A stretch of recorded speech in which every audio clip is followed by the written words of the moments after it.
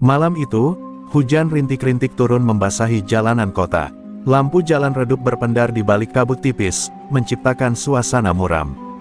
Di tengah dinginnya malam, polwan cantik bernama Alia Prameswari berdiri tegak di pos razia. Seragamnya rapi, rambutnya yang diikat ekor kuda semakin menonjolkan wajah tegas namun anggun. Baginya, tugas adalah kehormatan, dan malam itu ia bersiap menghadapi siapapun yang melanggar aturan. Dari kejauhan, suara deru motor besar terdengar menggelegar. Seorang pria gundul plontos dengan tubuh kekar penuh tato melaju tanpa helm, tatapannya tajam menembus malam. Dialah Raka, preman jalanan yang namanya sudah sering terdengar di telinga aparat. Wajahnya penuh percaya diri, seakan menantang dunia yang berusaha mengekangnya. Motor itu berhenti tepat di hadapan Alia. Raka turun dengan langkah berat namun mantap, sorot matanya menusuk, membuat beberapa polisi lain sedikit mundur. "Ada apa, Bu Polwan? Mau tangkap saya lagi?" Suaranya berat, setengah mengejek. Alia menatapnya tanpa gentar, meski jantungnya berdetak lebih cepat dari biasanya. "Bapak tidak pakai helm, dan surat kendaraan, tolong diperlihatkan." Alia menjawab tegas, suaranya dingin, tanpa sedikit pun gentar. Raka tersenyum miring, memperlihatkan giginya yang berlapis tato di lehernya. "Kalau saya nggak punya, apa kamu berani nahan saya?" Ia melangkah lebih dekat, jarak di antara mereka hanya tinggal sejengkal. Beberapa polisi lain mulai waspada, namun Alia mengangkat tangannya, memberi isyarat agar mereka tidak ikut campur. "Selama saya bertugas, semua orang sama di mata hukum," ucapnya mantap. Sekilas, Raka terdiam, seolah kalimat itu menusuk sesuatu dalam dirinya.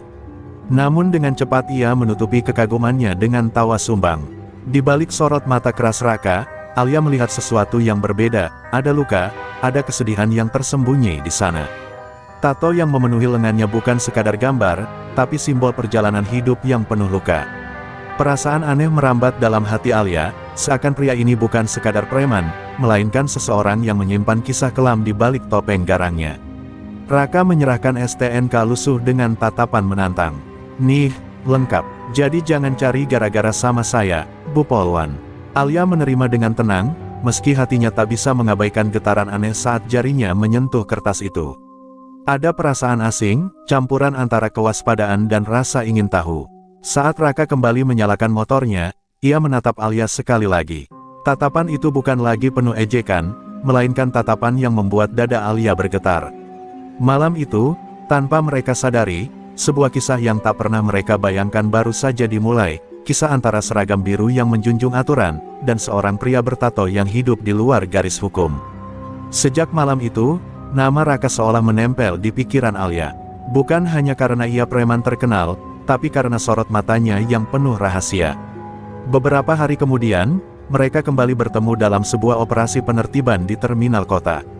Alia, dengan seragam birunya yang rapi, berusaha menjaga wibawa di tengah keramaian. Namun, kehadiran Raka lagi-lagi mencuri perhatiannya. Raka sedang duduk santai di bangku kayu, dikelilingi beberapa anak muda yang jelas mengidolakannya. Tubuhnya kekar, tatonya mencolok, dan auranya dominan. Saat Alia menghampiri, suasana mendadak hening. "Masih saja kamu bikin keramaian di sini," ucap Alia datar. Raka mendongak, lalu tersenyum tipis. "Dan kamu, masih saja mau atur-atur hidup orang," balasnya, nada suaranya bercampur ejekan. Percakapan mereka menarik perhatian orang-orang sekitar. Beberapa pedagang kecil mengintip, menunggu apakah akan ada pertengkaran. Alia berusaha menahan diri agar tak terpancing, namun Raka selalu tahu bagaimana membuat darahnya mendidih. "Kamu pikir dunia ini bisa diatur dengan aturan saja? Jalanan punya hukumnya sendiri, Bu Polwan," katanya sambil menyulut rokok dengan santai. "Justru karena kamu berpikir begitu, banyak orang jadi korban," balas Alia tegas. Sorot matanya menusuk, membuat beberapa anak muda yang duduk bersama Raka jadi terdiam. Namun Raka hanya tertawa pendek, seolah kata-kata Alia tak berarti. "Kalau semua orang kayak aku, dunia ini nggak akan ngebosanin. Kamu aja yang terlalu kaku." Di balik perdebatan itu, ada getaran aneh yang tumbuh di hati Alia. Semakin ia berhadapan dengan Raka, semakin jelas bahwa pria itu seperti api, liar, panas, sulit dijinakkan. Sementara dirinya adalah air, dingin, tenang, dan berusaha memadamkan segala yang membara. Kontras mereka begitu tajam, tapi justru itulah yang membuat Alia sulit mengabaikannya. Beberapa anak buah Raka mencoba ikut campur, melontarkan ejekan kepada Alia. Namun Raka tiba-tiba menatap tajam ke arah mereka. "Diam, jangan kurang ajar sama dia." Perintah itu membuat Alia terkejut. Raka, preman yang terkenal keras kepala, justru membela wibawanya. Ada sesuatu yang tak bisa Alia pahami dari sikap itu. Mereka kembali beradu pandang, seolah sedang bertarung tanpa senjata.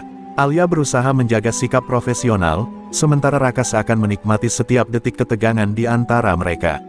"Kamu nggak akan bisa ngubah aku, Bu Polwan. Aku ini Raka, jalanan udah jadi darahku," katanya dengan nada penuh keyakinan. Alia menahan napas sejenak sebelum menjawab. "Aku nggak peduli siapa kamu. Yang aku tahu, semua orang punya kesempatan buat berubah." Kata-kata itu membuat Raka mendadak terdiam, rokok di tangannya berhenti mengepul. Untuk pertama kalinya, ia tak punya jawaban cepat. Hatinya bergetar, meski bibirnya masih berusaha menyembunyikan. Malam itu, pertempuran antara hukum dan kebebasan, antara api dan air, semakin terasa nyata, dan keduanya mulai terseret semakin dalam tanpa bisa menolak. Hari-hari berikutnya, Alia tak sengaja kembali berpapasan dengan Raka. Kali ini bukan dalam razia atau penertiban, melainkan saat ia sedang melakukan patroli sosial, mendatangi beberapa rumah warga yang menjadi korban pemalakan. Di sebuah gang sempit, Alia melihat Raka sedang duduk sendirian di kursi reyot, tubuhnya bersandar lelah, tatapannya kosong menatap langit malam. Bukan seperti preman garang yang biasa ia lihat, melainkan seorang pria yang tampak rapuh. Raka tak menyadari kehadiran Alia sampai wanita itu berdiri di depannya. "Kenapa, mau nangkep aku lagi?" ucapnya dengan nada datar, tanpa semangat. Alia menggeleng pelan. "Aku hanya lewat." Tatapan Alia kemudian jatuh pada tato-tato di tubuh Raka yang terlihat jelas karena kaos tanpa lengan yang ia kenakan. Ada gambar wajah seorang anak kecil di lengannya, dengan tulisan kecil di bawahnya, "Aditya." "Aditya? Siapa dia?" tanya Alia dengan hati-hati. Sekilas wajah Raka mengeras, seolah ia hendak marah. Tapi kemudian suaranya melemah. "Adikku, dia meninggal, ditabrak lari waktu masih SMA. Aku yang harusnya jagain dia, tapi gagal." Nada suaranya berat, parau, seperti menahan emosi yang selama ini ia kubur.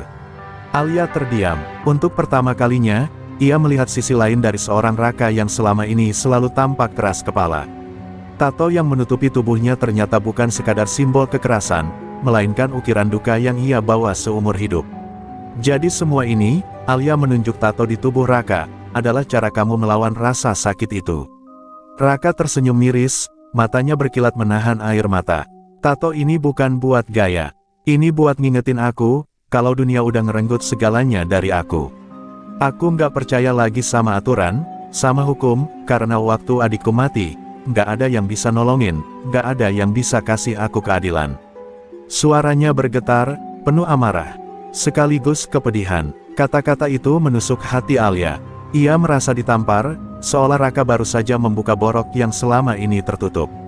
Sebagai polisi, ia selalu percaya hukum adalah segalanya, tapi kini ia berhadapan dengan seorang pria yang kehilangan kepercayaan itu karena luka pribadi. Alia bisa merasakan bagaimana kesedihan telah menjelma jadi dinding keras yang membuat Raka memilih jalan gelap. Dalam hening malam, Alia hanya bisa berkata pelan, "Aku minta maaf." Raka menoleh, heran mendengar ucapan itu. "Kenapa kamu yang minta maaf? Kamu nggak salah apa-apa." Alia menunduk, menahan perasaan yang sulit dijelaskan. Entah kenapa, ia ingin meraih tangan Raka, ingin menunjukkan bahwa ada yang peduli padanya. Namun sebelum keberanian itu muncul, Raka sudah bangkit berdiri. Ia menatap Alia lama, sorot matanya dalam dan penuh kerumitan. "Jangan pernah kasihan sama aku, Bu Polwan. Aku udah pilih jalan ini, dan aku nggak butuh diselamatin." Setelah itu ia melangkah pergi, meninggalkan Alia dalam kebisuan. Tapi justru malam itu, hati Alia semakin yakin, di balik garangnya seorang preman bertato, ada luka yang membuatnya manusiawi. Luka yang perlahan mengikat hati Alia tanpa ia sadari. Malam itu hujan turun deras, membasahi jalan-jalan kota hingga genangan air memantulkan cahaya lampu yang berkelip samar. Alia sedang bertugas seorang diri, menyusuri gang sempit yang terkenal rawan tindak kriminal. Suara hujan yang menghantam atap seng terdengar seperti dentuman drum, menambah suasana mencekam. Meskipun basah kuyup, Alia tetap melangkah tegas, berusaha menenangkan rasa was-was yang diam-diam merayap di hatinya. Tiba-tiba, dari balik kegelapan, muncul sekelompok pria mabuk dengan wajah garang. Mereka mengepung Alia, tawa mereka terdengar menakutkan bercampur dengan suara hujan. "Wah, polwan cantik sendirian di malam hujan, rejeki kita, nih." Salah satu dari mereka berseru. Alia mengeluarkan tongkatnya, siap menghadapi, meski ia tahu jumlah mereka lebih banyak. Salah seorang pria mencoba meraih tangannya, namun Alia bergerak cepat, memukul lengan itu hingga terhuyung. Dua orang lainnya langsung maju, memaksa Alia berkelit di bawah hujan yang kian deras. Nafasnya memburu, seragamnya basah menempel di tubuh, tapi tekadnya tidak goyah. Ia berjanji pada dirinya sendiri, tidak akan pernah membiarkan siapapun merendahkan kehormatannya. Namun ketika salah satu dari mereka hampir berhasil menjatuhkannya, sebuah teriakan berat terdengar menembus derasnya hujan. "Hei, jangan sentuh dia!" Dari arah lain, seorang pria berlari dengan langkah mantap. Wajah gundul pelontos, tubuh kekar penuh tato, Raka. Dengan sekali ayunan tinju, salah satu penyerang Alia terpelanting ke tanah. Raka bertarung seperti binatang buas yang dilepaskan dari kandang. Satu persatu penyerang tumbang di bawah pukulannya. Gerakan tubuhnya kuat dan brutal, tapi matanya hanya sesekali melirik ke arah Alia, seakan memastikan bahwa wanita itu baik-baik saja. Alia tertegun, tidak percaya bahwa pria yang dulu ia anggap ancaman, kini berdiri melindunginya. Hujan deras terus mengguyur, menambah dramatis pertarungan itu. Alia, yang semula hendak melawan sendirian, kini berdiri di samping Raka, ikut menghadang sisa penyerang. Punggung mereka saling berhadapan, dua dunia yang bertolak belakang kini bersatu menghadapi bahaya yang sama. Dentuman hujan, teriakan, dan derap langkah menambah ketegangan yang menusuk malam. Akhirnya, setelah beberapa menit yang terasa panjang, para penyerang itu kabur tunggang langgang, meninggalkan Alia dan Raka terengah di tengah hujan. Nafas Raka berat, dadanya naik turun, tapi matanya menatap Alia dengan sorot yang berbeda, bukan ejekan, bukan perlawanan, melainkan sebuah kepedulian yang tulus. "Kamu baik-baik aja?" tanyanya dengan suara parau. Alia menatapnya, basah kuyup, jantungnya berdetak tak karuan. Untuk pertama kalinya, ia melihat Raka bukan sebagai preman yang keras kepala, tapi sebagai seorang pelindung. Hujan yang deras menutupi wajah mereka, namun tidak mampu menyembunyikan kenyataan baru yang muncul di hati Alia. Pria bertato ini, entah bagaimana, telah menyelamatkannya, dan meninggalkan jejak yang sulit ia hapus dari dalam dirinya. Sejak malam hujan itu, bayangan Raka terus menghantui pikiran Alia. Bukan hanya karena ia menyelamatkannya dari bahaya, tetapi juga karena tatapan mata Raka yang begitu tulus, berbeda dari citra preman keras kepala yang selama ini ia kenal. Alia mencoba meyakinkan dirinya bahwa semua itu hanya bentuk kewajiban manusia untuk saling menolong, tapi jauh di dalam hati, ia tahu ada sesuatu yang berubah. Di kantor, Alia berusaha fokus pada laporan. Namun setiap kali ia menulis, bayangan tubuh kekar penuh tato itu muncul. Ia ingat bagaimana Raka berdiri di depannya, menahan hujan deras, melawan penjahat tanpa rasa takut. Alia menepuk pipinya sendiri, berusaha mengusir pikiran itu. "Tidak, aku seorang polwan, aku nggak boleh goyah," gumamnya pelan. Namun dunia seakan sengaja mempertemukan mereka lagi. Saat melakukan patroli di pasar siang hari, Alia melihat Raka sedang membantu seorang pedagang tua yang kerepotan menurunkan barang dagangan. Tidak ada sorakan geng, tidak ada aura menantang. Hanya seorang pria sederhana yang mengangkat karung beras dengan ringan, lalu tersenyum kecil pada sang pedagang. Pemandangan itu mengguncang hati Alia. Bagaimana mungkin seorang preman yang selalu menentang hukum bisa sebaik itu pada orang kecil? Dia sebenarnya siapa? Batin Alia, berdiri diam dari kejauhan. Saat Raka menyadari kehadirannya, ia hanya tersenyum tipis dan melangkah pergi, seolah tahu Alia sedang berperang dengan pikirannya sendiri. Malamnya, Alia duduk sendiri di kamarnya. Hatinya resah. Ia tahu tugasnya adalah menegakkan aturan, menangkap siapapun yang melanggar hukum, termasuk Raka. Tapi bagaimana jika orang itu sebenarnya tidak seburuk yang dunia kira? Bagaimana jika di balik tatonya yang menyeramkan, ia hanya seorang manusia yang tersesat jalan? Perasaan hangat yang tumbuh diam-diam membuat Alia semakin bimbang. Sementara itu, di sudut lain kota, Raka duduk sendiri di sebuah warung kopi sederhana. Ia memandangi hujan yang turun lagi malam itu. Bayangan Alia hadir di pikirannya. Kenapa aku nggak bisa berhenti mikirin dia? Bisiknya pelan. Raka, yang biasanya dingin terhadap perempuan, kini merasakan sesuatu yang asing, sebuah kerinduan yang tak pernah ia bayangkan sebelumnya. Mereka berdua terikat dalam dilema yang sama, meski berada di sisi berbeda. Alia terjebak antara tanggung jawab dan perasaan, sementara Raka terjebak antara dunia lamanya dan keinginan untuk berubah. Hubungan mereka seperti benang tipis yang setiap saat bisa putus, namun tetap mengikat erat karena sesuatu yang lebih kuat dari sekadar logika, hati. Malam itu, Alia akhirnya mengaku pada dirinya sendiri. Ia jatuh hati pada Raka, meski ia tahu itu salah. Dan di sisi lain kota, Raka menundukkan kepala, menghela napas panjang. Ia pun sadar, polwan cantik itu perlahan-lahan telah menjadi alasan baginya untuk bertahan hidup. Antara hukum dan perasaan, mereka kini berdiri di persimpangan yang berbahaya. Hari-hari berikutnya terasa semakin sulit bagi Alia.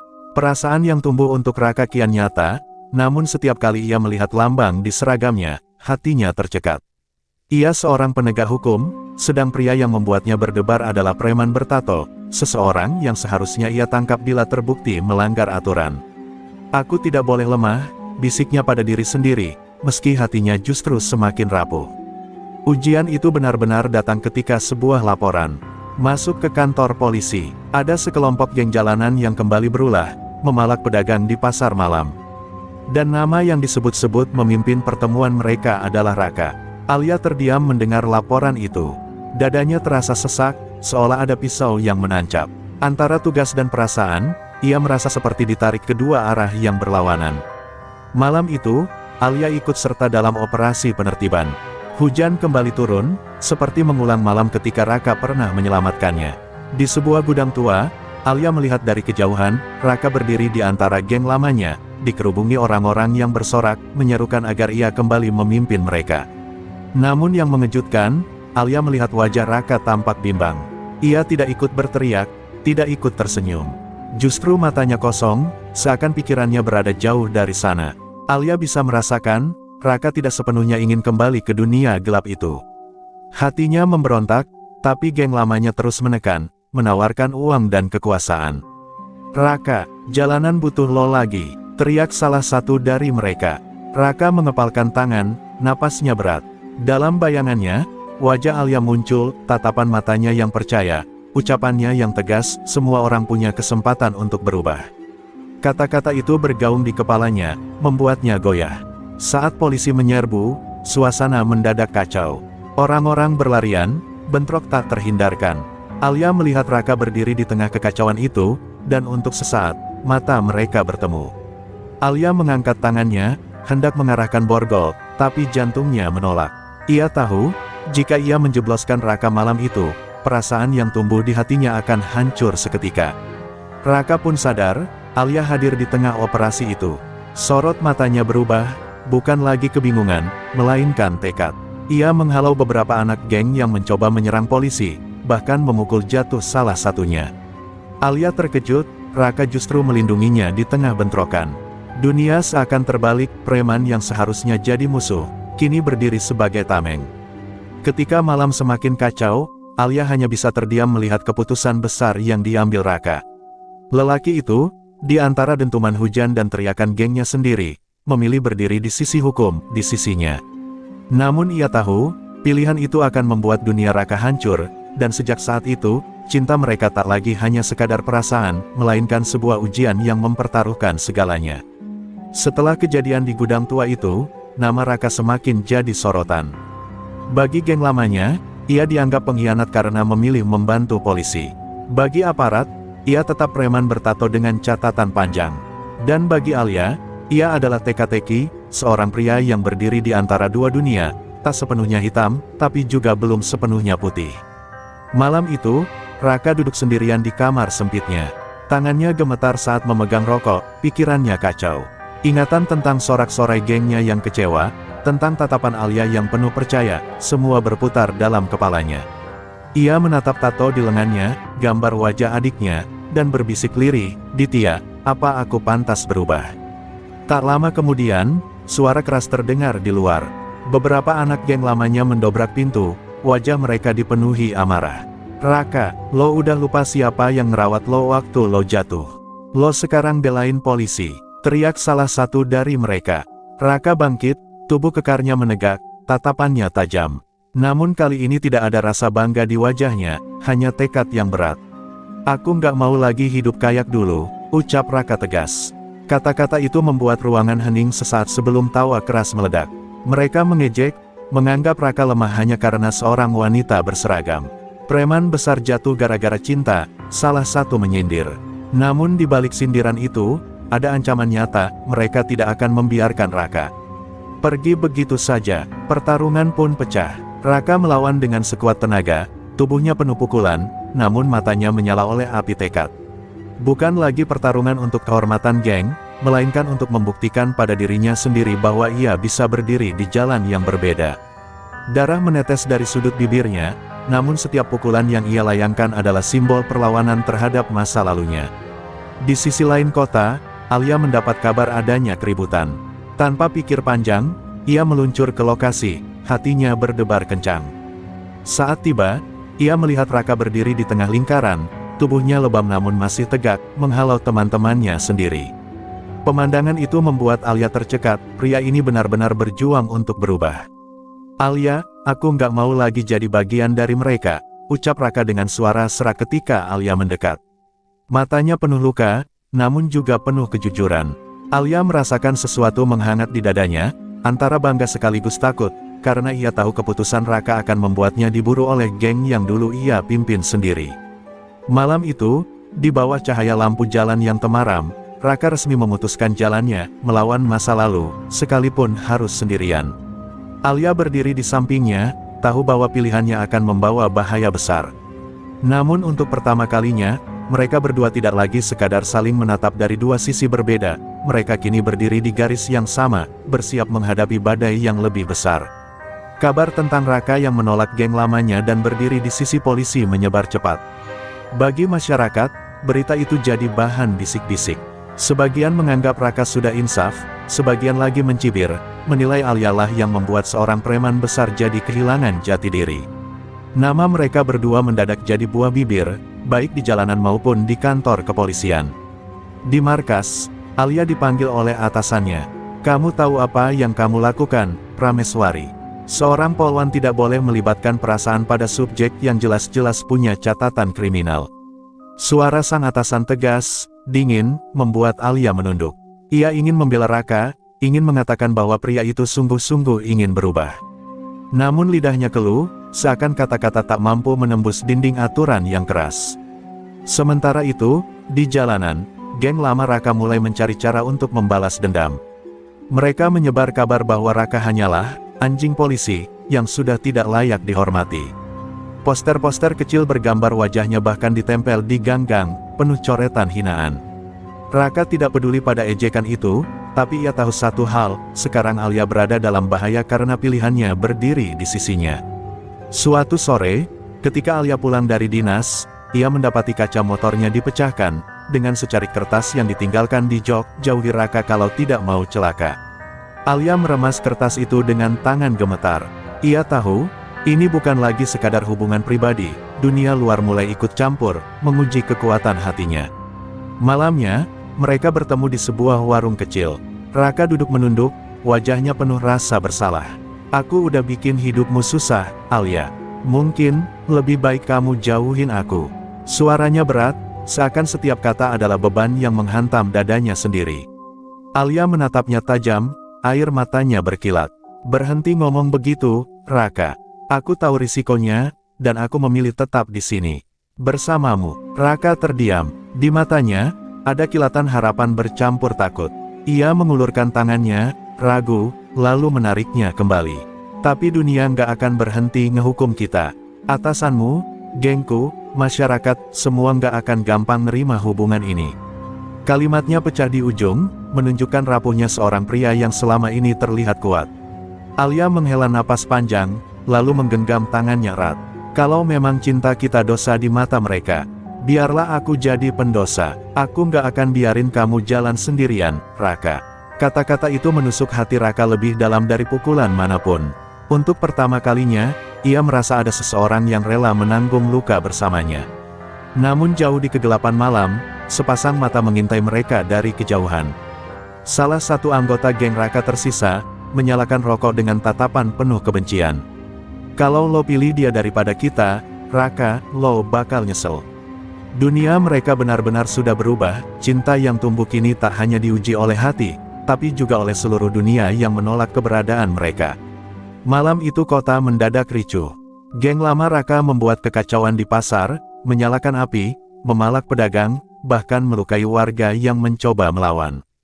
Polisi bergerak cepat, termasuk Alia yang langsung diterjunkan ke lokasi. Namun di tengah kerumunan, ia tahu kekacauan ini bukan sekadar kriminal biasa, ini pesan untuk Raka. Raka yang mendengar kabar itu langsung berlari menuju lokasi. Nafasnya terengah, tapi tekadnya membara.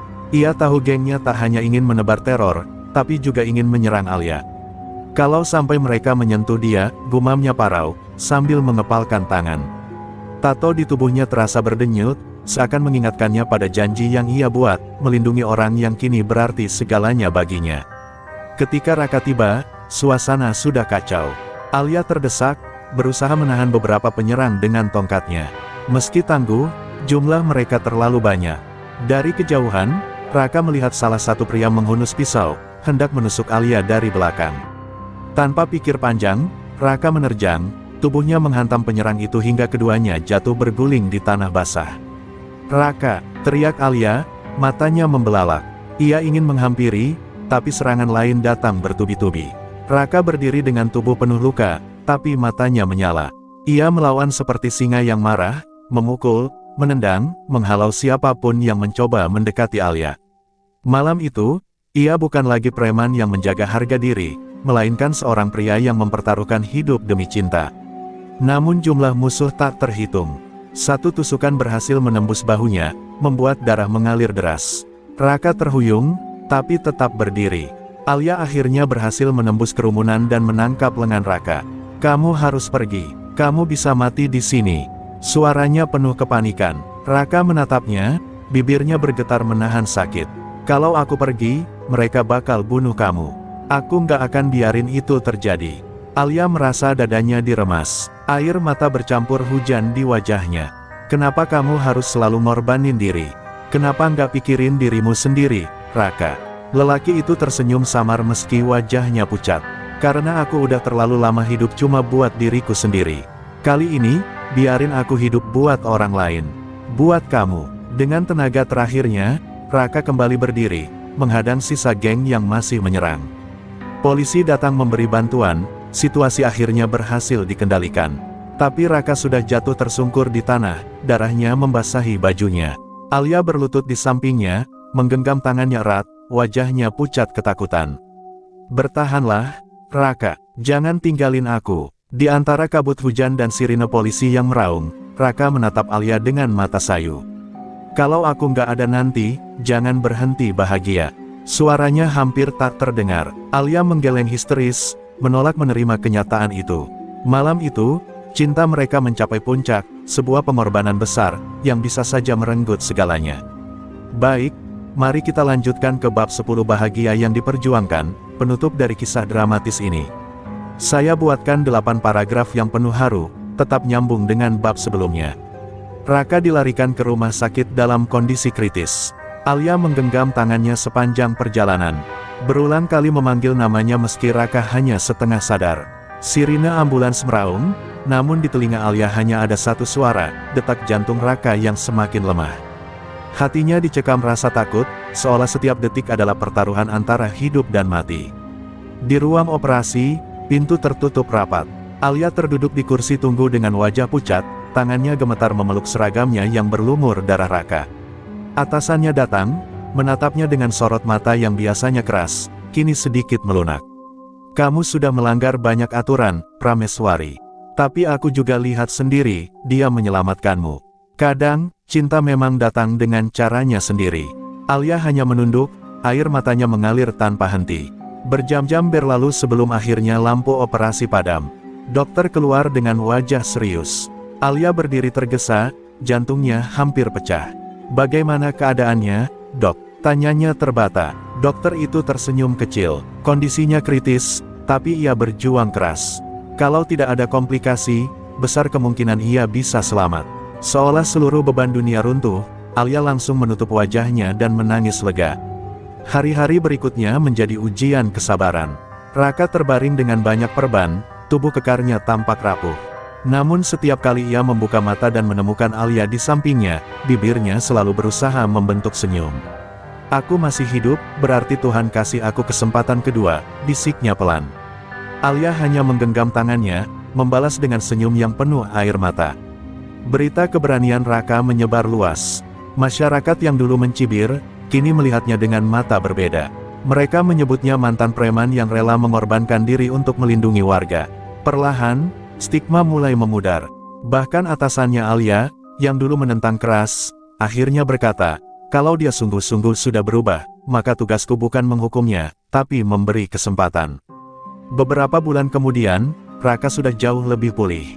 Luka-luka di tubuhnya memang meninggalkan bekas, namun luka di hatinya perlahan sembuh berkat Alia. Mereka sering berjalan berdua di pasar tempat dulu terjadi kekacauan, menyapa warga yang kini menghormati Raka. Tidak ada lagi ejekan, preman gundul, yang tersisa hanyalah senyum hangat dari orang-orang yang dulu takut padanya. Suatu sore yang tenang, di tepi sungai tempat mereka dulu sering bertemu diam-diam, Raka menggenggam tangan Alia. "Aku bukan lelaki sempurna, Alia. Badan ini penuh bekas dosa. Tapi kalau kamu mau, aku janji, sisa hidupku cuma buat bahagiain kamu." Alia menatapnya, lalu tersenyum sambil menitikkan air mata.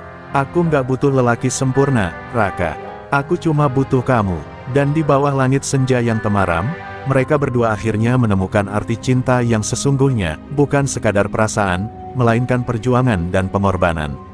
Meski jalan yang mereka tempuh penuh darah dan air mata, pada akhirnya mereka berhak meraih bahagia, bahagia yang diperjuangkan, bukan diberi begitu saja.